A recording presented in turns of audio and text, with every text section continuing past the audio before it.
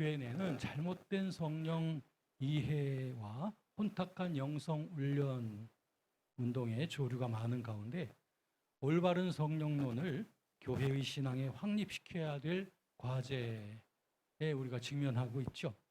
이 점에 있어서 저는 영산 조영기 목사의 성령론에 대한 연구가 굉장히 중요한 가치를 지닌다고 보는데, 그 이유는 1950년대 말에 시작된 영산의 성령 사역이 오늘의 길까지 진행되는 동안 한국 교계와 성령 운동 전반에 미친 영향이 매우 크기 때문입니다. 각주에 보면 그 이영훈 목사도 평하기를 한국 교회사에 있어서 조영기 목사만큼 성령을 강조한 이가 없었다고 하면서 그의 공헌은 모든 성도들의 신앙 속에서 성령을 체험하게 하는 데 있었다. 저도 여기에 대한 관심을 가지고 영산 조영기 목사님에 대한 논문을 집필하면서 특별히 영산이 그동안 뜨거운 성령론 논쟁의 표적이 되었었던 우리 한국 교회사에서의 사건들을 기억하고 있습니다.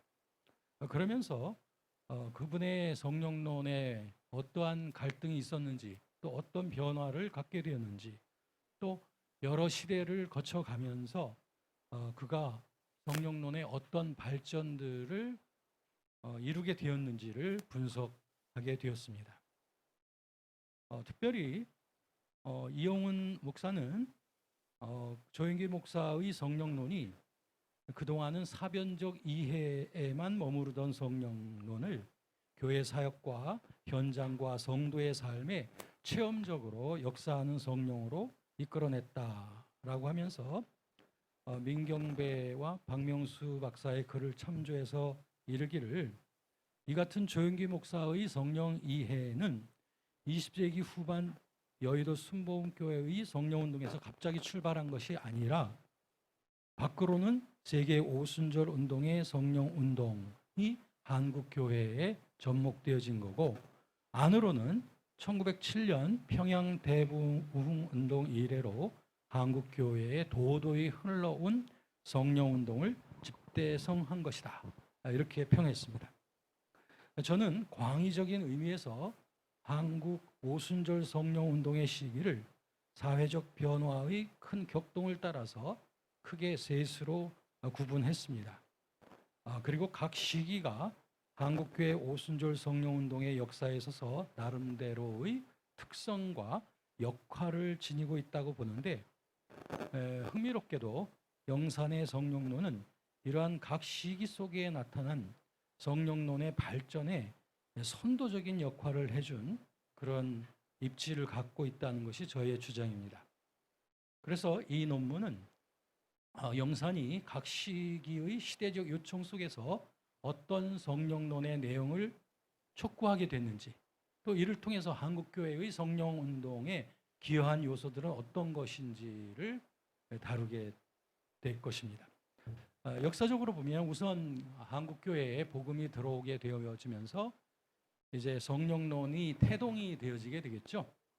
그래서 처음으로 성령운동이 전개되던 평양 대부운동을 대표로 하는 그 대부운동 시기에는 우리나라에 들어와서 사역하던 외국에서 오신 선교사님들의 성령론이 주로 성령과 중생과 성령 세례를 구분하는 경향이 압도적이었습니다. 장로교 선교사나 감리교 선교사 할 것 없이 우리나라에 온 선교사들은 거의 모두가 19세기 후반 미국과 영국을 중심으로 일어난 부흥운동의 영향을 받은 분들이었는데, 이 부흥운동의 특색 중에는 중생과 구분되는 경험으로서의 성령 세례를 강조하는 것이었습니다. 그렇기 때문에 흥미롭게도 성령론적으로 볼 때, 특별히 성령 세례에 대한 입장에 있어서 볼 때 한국 교회가 경험한 대부흥운동의 성령론은 어떻게 우리가 말하는 정통 개혁주의 성령론과는 상당히 다릅니다. 왜냐하면 정통 개혁주의 성령론은 중생과 성령 세례를 동시적인 것으로 보지만, 한국교회 대부흥운동의 성령론, 또 우리나라에 들어오신 선교사님들이 전해준 성령론은 오히려 이 둘을 구분하기 때문이었습니다. 이런 점에서 본다면 한국교회 대부흥 운동의 성령론은 정통 개혁주의 성령론보다는 오히려 웨슬리안이나 오순절주의에서 말하는 중생과 성령세를 구분하는 그 관념에 더 가깝다라고 말할 수 있습니다. 한편 오순절 계통의 선교사님들이 우리나라에 들어와서 활동하던 1930년 전후에는 특별히 그분들이 들어오셔가지고 강조했던 그 방언에 대한 강조가 사역 초기부터 큰 탄압을 받게 됩니다.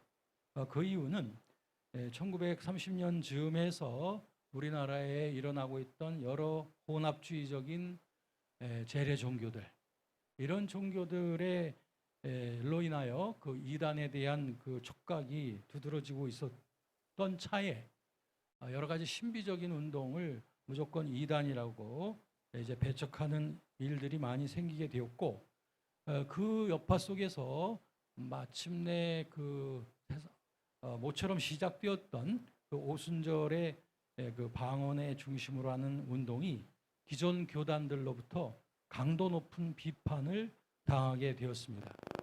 그러자 이런 그 타종교들과 함께 또 이단 종교들과 함께 이 오순절 성령 운동에 대한 지나친 경계 현상이 우리 교계에서 일어나게 되고, 그러다 보니까 이 오순절 기독교 신앙이 1930년대 전후에 소개가 되긴 했지만 크게 확산되지는 못한 채 한국교회 주류 교단들로부터 냉대와 부정적인 시선을 받게 되었습니다.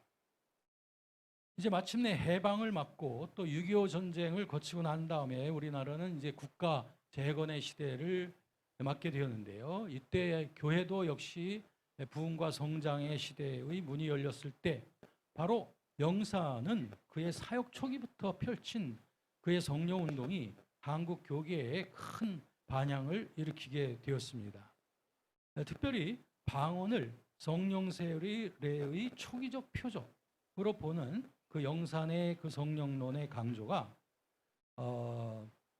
미국의 Assemblies of God 교단의 그 방언을 강조하는 그 오순절주의 전통을 따른 것인데, 영사는 우선 중생과 성령 세례는 분명히 다른 별개의 체험이라고 전제했습니다. 그리고 이러한 성령 세례에는 명확한 체험이 따르기 때문에 이러한 체험을 통해서 성령 세례 받은 것을 확인할 수 있다라고 그는 강조했습니다. 그러면 영산이 말하는 그 성령 세례에 따르는 명확한 체험이란 무엇인가? 그것은 성령 세례를 받게 되면 하나님의 존재와 구원의 확신이 분명하게 다가온다는 것을 하나의 증거로 들고, 그리고 무엇보다도 방언의 체험이야말로 가장 명백하게 드러나는 성령 세례의 대표적 표적이라고 역설했습니다. 이와 같은 영산의 목회 사역이 성령 운동을 중심으로 하여 크게 성장하게 됨에 따라서 기존의 여러 한국교회 교단들의 목회자들과 성도들이 큰 영향을 받게 되었습니다. 그러자 중생과 구분되는 성령 세례에 대한 신념을 초교파적으로 많은 교회에서 강조하게 되었고, 그동안 거리를 멀리하고 우려감을 가지고 있던 방언에 대해서도 목회적인 차원에서 타교단들에서 수용하는 교회들이 많이 늘어나게 되었습니다. 그러므로 이 시대 때의 한국교회 성령신앙에 있어서 영산이 끼친 영향은 매우 크다고 할 수 있는데요. 그것은 영산 이전에는 이와 같은 성령 체험을 그냥 신비스럽고 예외적인 그런 경험이라고만 생각했던 그런 경험에 대하여 이제는 영산 이후에 성령은 그리스도인의 삶에 있어서 매우 중요한 부분을 차지한다는 점을 일깨웠다는 점이죠. 그래서 영산의 성령운동은 적어도 한국교회의 성령의 현존과 또 그의 역사하심이 어느 특정한 사람들에게만 제한되는 것이 아니라 신자들 모두에게 적용되는 것을 일깨워 주었다는 점, 그리고 영산의 성령운동은 특별히 은사운동을 통한 괄목할 만한 교회 성장의 가능성을 자신이 담임하고 있던 여의도 순복음교회를 통해서 보여주었습니다. 그래서 1960년대 이후 순복음교회를 중심으로 이 방언을 중심으로 한 성령의 은사 받는 운동이 일부 교단과 교회의 혹심한 비판에도 불구하고 불길처럼 확대되어 나가게 되었습니다. 이처럼 영산의 성령론은 한국교회가 아직 성령에 대한 복음적 이해가 갖춰지지 못하고 있던 때에 성령론에 대한 대중적인 관심을 불러일으켰다고 하는 점, 그리고 성령에 대한 신앙이 예외적이고 신비적인 신념이 아니라 신자 개개인의 신앙의 필수적인 요소라는 점을 부각시킨 점, 그리고 성령에 대한 신앙이 교회 성장에 있어서 중요한 기반이 된다고 하는 점, 이러한 세 가지 점을 실증한 점이 이 시대 때의 영산의 공헌이라고 할 수 있습니다. 이와 같은 영산의 성령론, 영산도 시련을 맞이하게 되는데요. 그가 교회를 개척한 1950년대 말부터 일관적으로 방언을 성령 세례받은 첫 표적이라고 가르쳐 왔는데, 이런 그 방언에 대한 강조 때문에 주위로부터 빗발치는 비난이 그의 목회 사역에 큰 부담감으로 다가오게 되었습니다. 마침내 영산은 소위 그 방언주의자의 가장 대표적인 인물로 한국 교계의 따가운 지목을 받게 되죠. 영산이 1967년 2월부터 신앙계를 발간하게 되었는데, 이러한 배경과도 결코 무관하지 않다는 거죠. 이 간행 목적에 보면은 창간호 취지문에서도 밝힌 바와 같이 한편으로는 대중들에게 순복음의 오순절 신앙을 확산시키는 것이 발간 목적이라고 했는데, 또 한편으로는 기존 교단으로부터 오는 교리적 신학적 공격으로부터 오순절주의 성령론을 변증하여 순복음교회 성도들을 보호하려는 이유가 있었다고 봅니다. 그러다 보니까 초창기 때의 그 신앙계는 주로 오순절주의 성령론의 교리에 입각한 논문이나 설교와 간증문들이 주를 이루고 있었습니다. 영산 자신이 신앙계에 1967년 5월호부터 장기간에 걸쳐 성령론을 연재하기 시작한 것도 주로 이러한 이유였다고 봅니다. 이미 언급한 바와 같이 영산은 오순절주의 성령론에 입각하여 중생과 성령 세례는 엄연히 다른 체험이라고 가르쳤습니다. 당시 영산은 신앙계의 국내 성령론 필진으로서는 제일 처음으로 부산 산정현 장로교회 목사인 이인한을 초청했습니다. 비록 장로교 목사인 이인한의 성령론이 오순절주의 성령론과는 차이를 보이고 있지만, 그럼에도 불구하고 중생과 성령 세례를 명백히 구분하는 이인한 목사의 성령론이 순복음교회에서는 크게 환영을 받았다고 봅니다.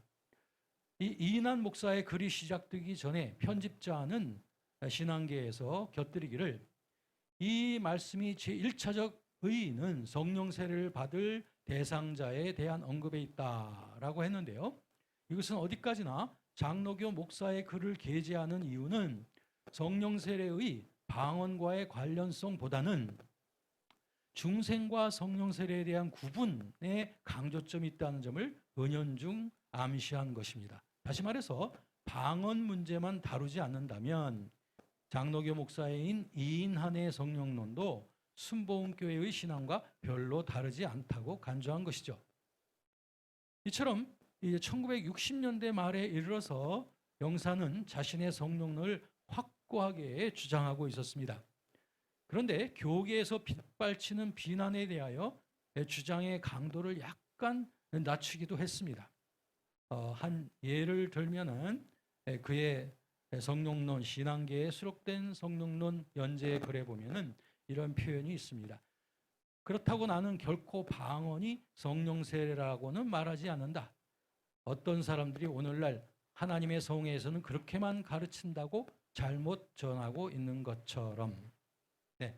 영산은 그동안 확고하게 가르치고 또 전하고 있던 방언과 성령 세례를 연결시키는 메시지에 대해 큰 부담을 느끼게 됩니다.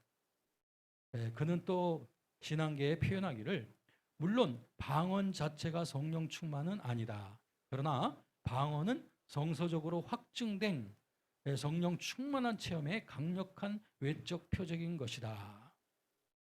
자, 이제 1970년대로 접어들면서 방언에 대한 교계의 비판이 더욱 거세지는 것을 볼 수 있습니다. 그러자 신앙계 창간 이후 그동안 집중적으로 게재되던 신자들의 성령 세례와 방언에 대한 간증문들이 1970년대부터는 거의 눈에 띄지 않습니다. 그것은 필경 신자들의 성령 세례 체험 간증이 너무 주관적 체험 중심으로 기술되어 교계로부터 오해와 비난을 받을 여지를 많이 만들어주기 때문이라고 봅니다. 그리고 이제부터는 공격받기 쉬운 신자들의 성령 세례 간증문 대신 순복음 신학교 박정근 교수의 방언의 유익이 무엇인가라는 오순절주의 성령론에 입각한 방언론 연재가 여러 차례에 걸쳐 게재되기 시작했습니다.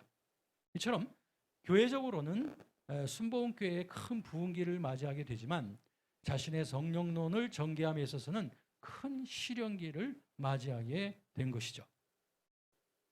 이렇게 보면 1970년대와 80년대는 한국교회 성령론 논쟁의 시대라고 특정할 수 있습니다. 그리고 그러한 논쟁이 발발한 직접적 원인은 여러 가지 동기도 있겠지만 가장 현실적인 원인이 되었던 것은 아무래도 한국 교계 내에 영산 조용기 목사를 중심으로 한 순복음교회의 급속적인 성장이 장로교, 감리교, 성결교, 침례교 등 기존 교계를 크게 자극한 데서 찾을 수 있다고 봅니다. 순복음교회가 급성장을 해가던 60년대부터 영산의 성령론은 이미 기존 교계의 표적이 되고 있었던 것이죠. 중생과 구분되는 성령세례 체험과 성령세례 받은 뚜렷한 증거로서의 방언을 강조하는 오순절주의 성령론을 따르는 영산의 성령에 대한 신념은 기존 교파들에서 가르치던 성령론과는 교리적으로 매우 달랐던 것입니다. 따라서 영산과 순복음교회에 대한 장감성 교계로부터의 비판은 자연스럽게 오순절주의 성령론에 대한 공격으로 이어지게 된 것입니다. 이처럼 성령론 논쟁의 표적이 되었던 영산은 1970년대로 들어서면서 좀 더 오순절주의 성령론을 신학화 또 체계화하려는 노력에 심혈을 기울입니다. 그 하나의 노력은 오순절주의 성령론이 복음주의적 신앙 고백의 큰 틀에서 볼 때 어긋난 것이 아니라는 점을 국내외적으로 인정받으려고 한 점입니다. 눈에 띄는 한 예로서 신앙계의 미연합장로교 방언으로 말하는 것이 성서적임을 인정하다라고 하는 타교단의 보고서를 인용한 점입니다. 방언으로 말하는 것이 신자들의 개인적 경험으로서 인정되며 또 이 체험을 한 신자들은 사랑의 은사 가운데서 이러한 체험을 균형 있게 유지하라고 하는 지침을 또 소개했습니다. 이런 까다로운 보고서의 내용을 일반 신자들도 구독하고 있는 신앙계에 여러 지면에 걸쳐 소개하였다는 것을 볼 때 영산이 오순절주의 성령론이 복음적으로 용인될 수 있는 것이라는 점을 인정받기 위해서 얼마나 노력했는지를 반영해 줍니다. 이 시대에 영산이 지닌 가장 강력한 오순절주의 성령론의 표명은 1971년에 출간된 성령론 책입니다. 영산의 성령론은 초교파적으로 매우 광범위한 독자층을 형성하면서 판매되었습니다. 영산의 성령론은 성령 세례를 사모하고 또 성령의 은사를 경험한 한국인 독자들에게 오순절주의 성령론 신앙으로 이끄는 힘있는 안내서 역할을 해 주었습니다. 이런 때에 영산은 독자들에게 오순절주의 성령론이 어떤 것인지 분명하게 드러내기를 원했던 것이지요. 또한 영산이 오순절주의 성령론을 변호하고 학문적으로 체계화하기 위하여 또 노력을 기울인 것은 인간의 종교적 체험을 어떤 교리적 체계보다도 더 중시하는 입장의 학자들로부터 설득력을 얻으려고 했습니다. 그래서 신앙계에서는 특집으로 문상희, 조향록, 등 또 홍현설 이런 분들을 초청해서 어떻게 보면 그 개혁주의 신학자들도 아니고 보수주의 신학자들도 아니지만 다소 진보주의적 신학자들 또는 종교학자들을 초청해서 오순절주의 성령론의 체험주의적 신앙에 대한 긍정적인 학계의 답변을 유도하려고 했던 것으로 볼 수 있습니다. 다시 말해서 정통 개혁주의 성령론을 따르는 신학자들에게서는 오순절 성령 체험에 대한 긍정적 답변의 여지를 기대하기 힘들지만 진보주의 신학자들이나 종교사회학자들은 인간의 종교 체험을 교리적 차원을 넘어서서 일단 인간의 실존적 경우로 인정하며 존중하는 해석을 하기 때문이죠. 1980년대에 들어와서도 영사는 국제 신학 학술 대회를 열므로써 그래서 이제 성령 세례 신앙을 개개인의 주관적 체험보다는 말씀과 성령의 역동적 상호 보완 관계라고 하는 것을 강조하기 위해서 김중기 교수를 초청해서 성령과 하나님의 말씀을 나누고 그리고 이것을 전문으로 신앙계에다가 수록했습니다. 이어서 1982년에도 역시 이와 같은 말씀과 성령과의 관계를 다루면서 민경계 박사와 최재선 등의 논문을 통해서 그들이 순복음교회가 나아가야 될 바람직한 성령론의 방향을 모색하고 있음을 직접적으로 보여줬습니다. 이처럼 1970, 80년대 성령론 논쟁의 직접 표적은 영산 조영기 목사였습니다만 영사는 다만 묵묵하게 교회 성장만을 위해서 주력했고 신학계로부터는 무진 못매를 감당할 수밖에 없었습니다. 이제 1990년대를 맞이하여 이제 영산의 성령론은 특히 인터넷과 SNS의 초시간적, 초공간적 기능을 수반하는 기능과 함께 더욱 그 영향력이 세계화되는 시대를 맞게 되었습니다. 이 시기에 때맞춰 빈야드 운동을 중심으로 한 제3의 물결의 영성이 한국 교계에 소개되어졌는데요. 제3의 물결 운동에서는 특별히 그 통합적인 관점이 성령론에 있어서 두드러지게 드러나고 있었는데 이러한 세계화와 통합적 관점의 경향성이 영산의 성령론에도 적지 않은 영향을 끼치게 됨으로 말미암아 1971년도에 그가 저술한 성령론 책과 1998년에 이제 재판되어지고 증보되어진 성령론판을 보게 되면 그 뚜렷한 변화를 볼 수가 있습니다. 그 몇 가지 변화는 다음과 같습니다. 첫 번째는 1971년 판에서는 볼 수 없었던 성령 세례에 대한 광의적 표현이 이제 나타나고 있다. 두 번째, 성령 세례와 성령 충만의 구체적인 신학적 정의에 대한 구분이 이제 98년도 판에는 역력히 보인다. 세 번째, 1971년 판에서는 주로 The Power for Service에 강조점을 둔 성령 세례였는데 98년도 판에는 성령 충만한 삶이란 곧 그리스도로 충만한 삶이다 라고 하면서 기독론 중심으로 나아가고 있는 오늘날 통합적 성령론의 경향성을 대변해주고 있다.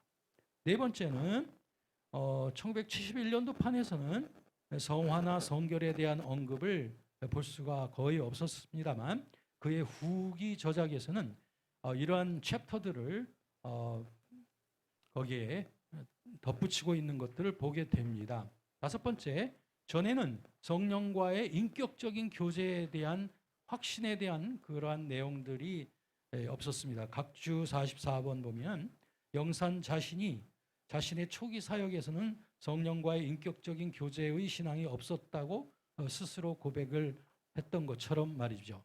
그런데 그의 후기 저작에는 성령의 충만한 삶은 곧 그리스도로 충만한 삶이라고 함으로써 그의 성령론의 이런 통합적 관점에서의 변화를 여실히 볼 수 있습니다. 이제 마지막 받는 말을 말씀드리겠습니다. 지금까지 저는 영산 조영기 목사의 성령론이 한국교회의 각 시대마다 어떤 성령론의 발전을 추구해 왔는지를 살펴보았습니다.